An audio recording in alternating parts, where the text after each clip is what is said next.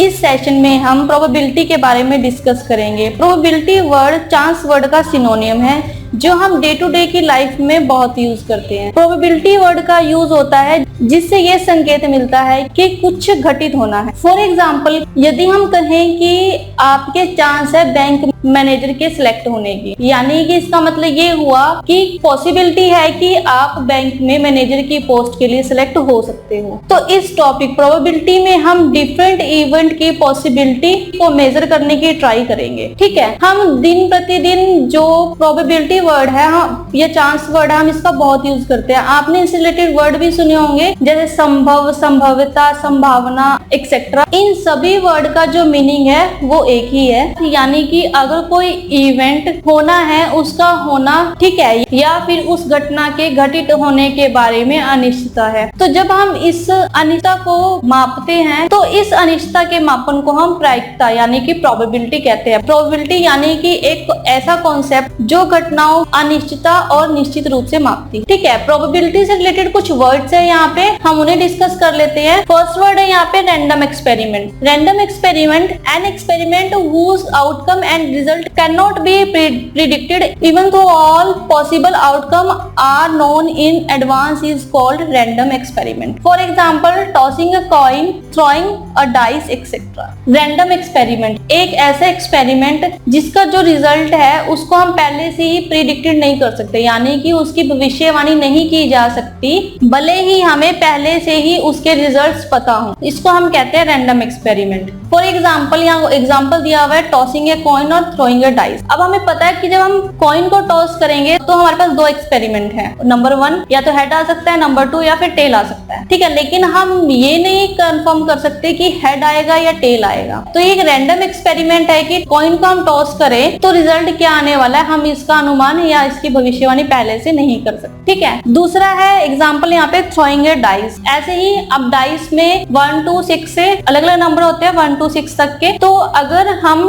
Dice को उछालते हैं या फेंकते हैं तो हम नहीं अंदाजा लगा सकते हैं वहां पर कि 1 आएगा, 2 आएगा, 3 आएगा, 4 आएगा, 5 आएगा, 6 आएगा। ठीक है, इन 6 में से कोई भी रैंडमली नंबर आ सकता है वहां पर। सेकेंड टर्म है यहाँ पे sample space. The set of all possible outcome is called the sample space of the experiment, usually denoted by S. तो सैंपल स्पेस सभी पॉसिबल आउटकम्स यानी कि सभी संभावित परिणामों के सेट के प्रयोग को हम लोग सैंपल स्पेस कहते हैं। इसको हम एस से डिनोट करते हैं। फॉर एग्जाम्पल कि अगर हम एक कॉइन को टॉस करते हैं तो हमारे पास सैंपल स्पेस क्या रहेगा। तो अगर हम किसी कॉइन को टॉस करते हैं तो उसका सैंपल स्पेस रहेगा एच और टी, या तो हेड होगा या फिर टेल होगा। ऐसे ही सपोज कि अगर हम एक डाइस को थ्रो करें तो उसका सैंपल स्पेस क्या रहेगा, तो उसका सैंपल स्पेस रहेगा 1 2 3 4 5 और 6। ठीक है, तो अब यहाँ पर जो एच और टी है और ये 1 2 3 4 5 6 है, इसे हम क्या कहते हैं, इसे हम कहते हैं सैंपल पॉइंट। यानी कि अगर हम एक कॉइन को टॉस करें तो हमारे पास 2 सैंपल पॉइंट्स होंगे यहाँ पर कि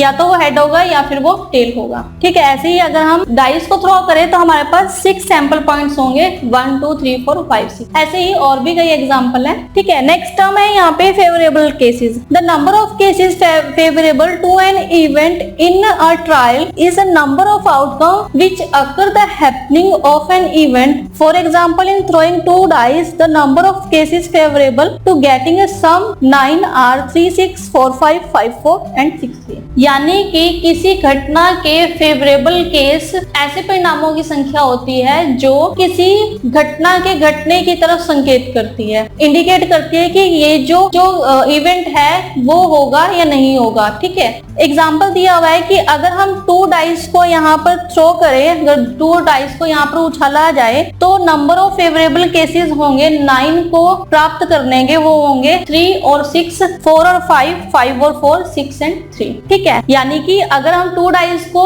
उछालते हैं तो हमारे पास जो भी वहां पर 9 के सम का फेवरेबल केस होगा वो होगा 3 और 6, 5 और 4, 4 और 5 एंड 6 और 3। ठीक है, ऐसे ही अगर हमें तो 5 के फेवरेबल केसेस होंगे 1 and 4, 2 and 3, 3 and 2 and 4 and 1। ठीक है, तो इस तरह से फेवरेबल केसेस जो किसी घटना के घटित होने का प्रॉपर संकेत करते हैं कि या 5 4 होगा, 6 3 होगा, 3 6 होगा, 4 5 होगा, तो श्योरली है कि 9 आएगा। तो इन केसेस से हमारे पास 9 आ सकता है। ठीक है, तो यहाँ पर जो फेवरेबल केसेस की नंबर्स हैं, जो फेवरेबल केसेस की संख्या है वो यहाँ पर 4 है। 3, 6, 1, 4, 5, 2 और 5, 4, 3 एंड 6, 3, 4। तो यहाँ पर जो फेवरेबल केसेस की संख्या है वो यहाँ पर नंबर्स में 4 है। अब हम जानते हैं कि हम प्रोबेबिलिटी को कैसे मेजर करेंगे। किसी भी इवेंट के लिए जो प्रोबेबिलिटी है वो 0 से 1 के बीच लाई करती है, यानी कि जो इवेंट है अगर उसका होना निश्चित है उसकी प्रोबेबिलिटी 1 के बराबर होगी। ठीक है, और एक संभव इवेंट के लिए जो घटना की संभावना है वो हमेशा 0 के बराबर होगी। फॉर एग्जाम्पल कि हमारे पास एक कॉइन है और उसके दोनों साइड पर हेड है। ठीक है, तो वहां पर जो हेड आने की पॉसिबिलिटी होगी वो होगी 1 और जो टेल आने की पॉसिबिलिटी होगी वो होगी 0, क्योंकि दोनों साइड पर हेड है तो टेल आने की प्रोबेबिलिटी 0 है और हेड आने की प्रोबेबिलिटी 1 है। तो हम प्रोबेबिलिटी को मेजर करेंगे। Probability of an event E is denoted as, तो एक इवेंट की प्रोबेबिलिटी को हम E से डिनोट करते हैं। तो किसी इवेंट E की प्रोबेबिलिटी को हम डिनोट करते हैं P of E is equal to number of favourable outcomes divide by total number of outcomes. ठीक है, तो हमने सैंपल स्पेस के बारे में पढ़ा था। सैंपल स्पेस यानी कि जो भी संभावित इवेंट्स हैं, जो भी इवेंट्स होने की जो प्रोबेबिलिटी है, सभी संभावित परिणामों के प्रयोग को हम सैंपल स्पेस कहते हैं।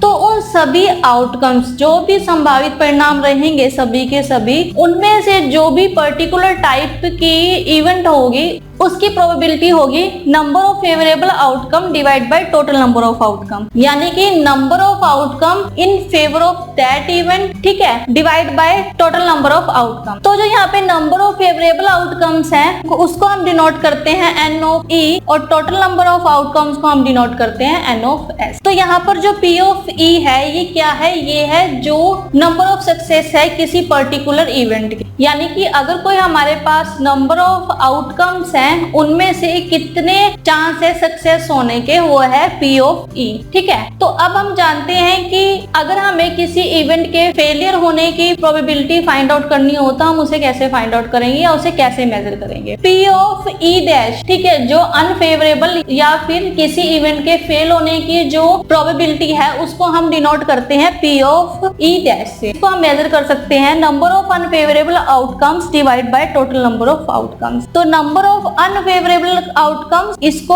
हम डिनोट करते हैं N of S minus N of E divide by N of S। अगर हम टोटल नंबर ऑफ आउटकम में से जो नंबर ऑफ सक्सेस है उस पर्टिकुलर इवेंट का उसको माइनस कर देंगे तो हमारे पास अनफेवरेबल आउटकम्स यहाँ पर आ जाएंगे। तो हम इससे ये भी कह सकते हैं कि जो P ऑफ E डैश है ये N of S divide by N of S minus N of E divide by N of S। तो यहाँ से N of S divide by N of S cancel हो जाएंगे, तो यहाँ से आएगा 1 minus N of E divide by N of S। ठीक है, N of E divide by N of S होता है प्रोबेबिलिटी ऑफ सक्सेस। ठीक है, कि जो सक्सेस होने की प्रोबेबिलिटी क्या है, तो 1 माइनस प्रोबेबिलिटी ऑफ E। यानी कि कहने का मतलब ये है कि अगर हम 1 में से अगर जो सक्सेस होने की प्रोबेबिलिटी है उसको माइनस कर दें तो हमारे पास अनफेवरेबल प्रोबेबिलिटी आ जाएगी, अनफेवरेबल आउटकम्स यहाँ से आ जाएंगे। तो यहाँ से हम ये भी कह सकते हैं कि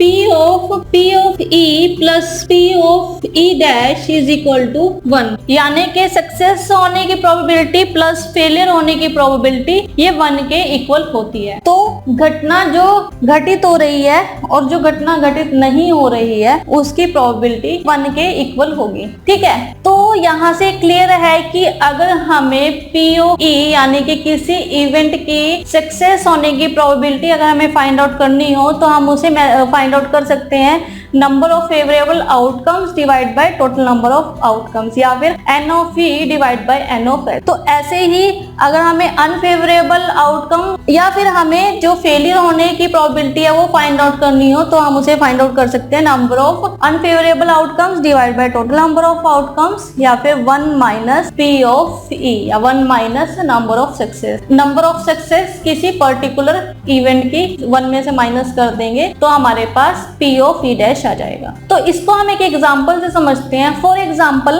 कि जब हमने एक कॉइन को टॉस किया तो इसके सैंपल स्पेस होंगे हेड और टेल। सपोज कि अगर हमें हेड की प्रोबेबिलिटी फाइंड आउट करनी हो तो हम वो कैसे फाइंड आउट करेंगे। अब हमें पता है एक कॉइन की ट्रू साइड्स होती हैं हेड और टेल, ठीक है, वो सैंपल स्पेस है हेड और टेल्स, ठीक है, यानी कि 2 सैंपल पॉइंट्स हैं यहाँ पर।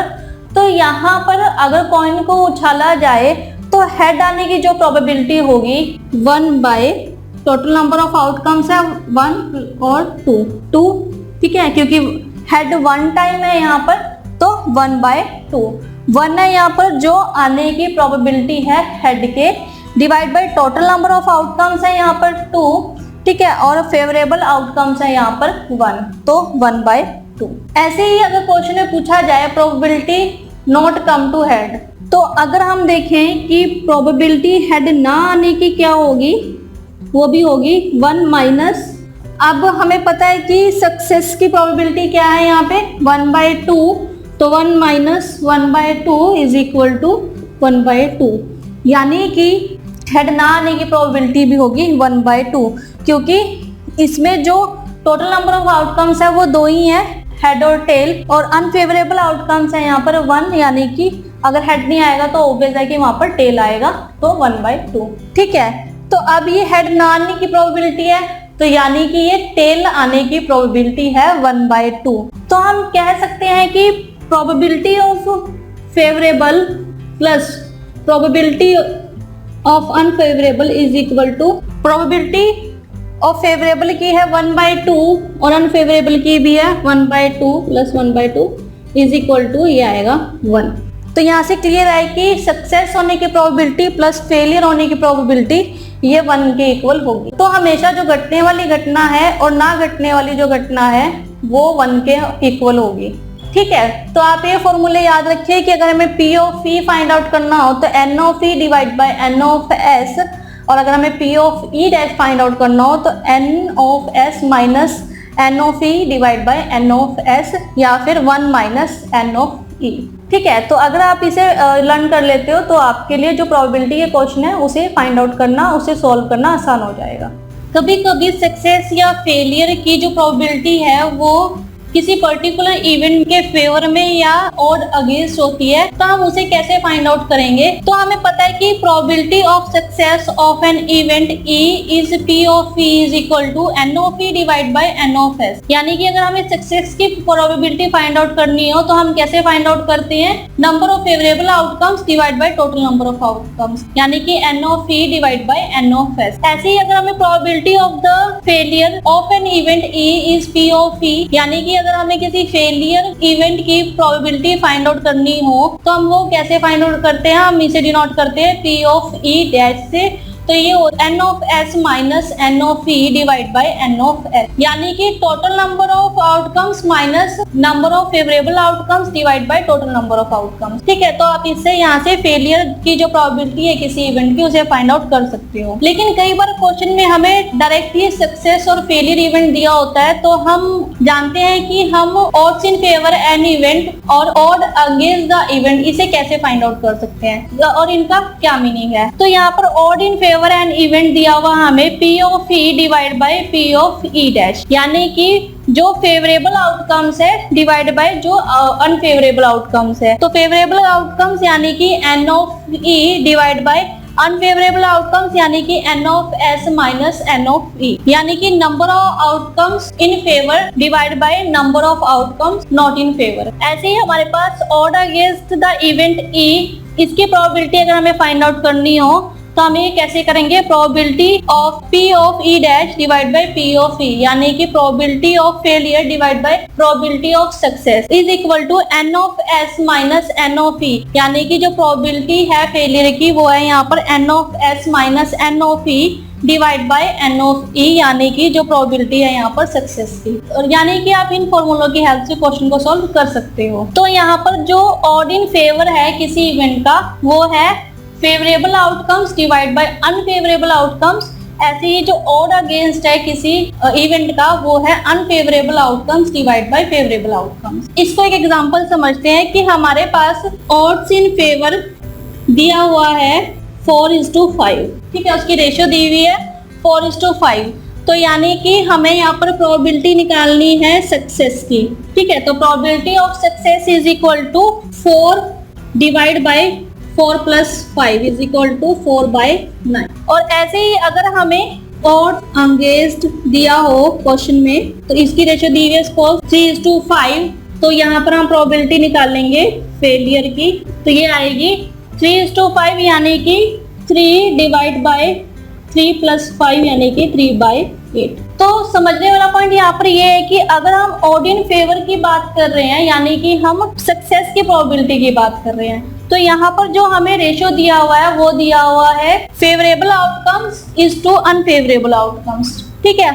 और अगर ऑड अगेंस्ट दिया हुआ है तो इस केस में हमें जो रेशियो दिया हुआ है इसमें पहले अनफेवरेबल आउटकम्स है इज टू फेवरेबल आउटकम्स, ठीक है। तो इन इवेंट का क्वेश्चन में यूज करके क्वेश्चन को इजीली सॉल्व कर सकते हो।